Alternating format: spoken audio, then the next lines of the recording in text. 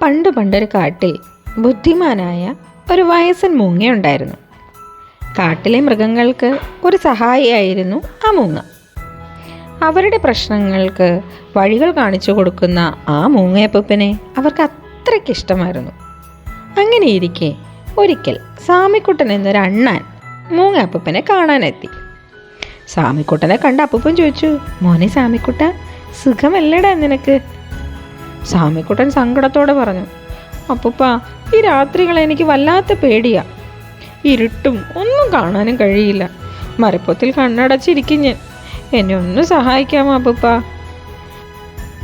മൂങ്ങയപ്പൂപ്പൻ അവൻ്റെ അടുത്ത് വന്നിട്ട് പറഞ്ഞു, നമുക്ക് എന്തിനെങ്കിലും പേടിയുണ്ടെങ്കിലേ അതിനെക്കുറിച്ച് നല്ലപോലെ അറിയാൻ ശ്രമിച്ചാലേ നിൻ്റെ ഈ പേടി പോകും.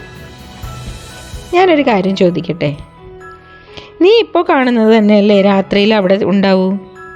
അതിൽ നിനക്ക് എന്തെങ്കിലും സംശയമുണ്ടോ? സാമിക്കുട്ടൻ പറഞ്ഞു, അതില്ല.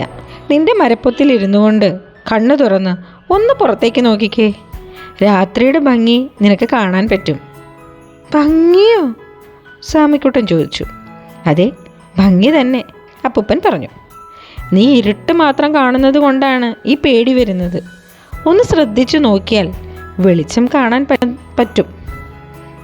അതെങ്ങനെ? സാമിക്കുട്ടൻ ചോദിച്ചു. ആകാശത്തേക്ക് നോക്കിയാൽ സാമിക്കുട്ടനെ നോക്കി കണ്ണ് ചിമ്മുന്ന നക്ഷത്രങ്ങളെ കാണാം. ഇരുട്ടത്തും വെളിച്ചം തന്ന് ചിരിക്കുന്ന ചന്ദ്രനെ കാണാം. ഓടി ഓടി നടന്ന് ചെറിയ ചെറിയ വെളിച്ചം തരുന്ന മിന്നാമിനുങ്ങുകളെ കാണാം. ഇതൊക്കെ കാടിന് തരുന്ന ഭംഗി ഒന്ന് വേറെ തന്നെയാണ് സാമിക്കുട്ട. നീ ഒന്ന് ശ്രമിച്ചു നോക്ക്. തലകുലുക്കി സാമിക്കുട്ടൻ തിരിച്ചു.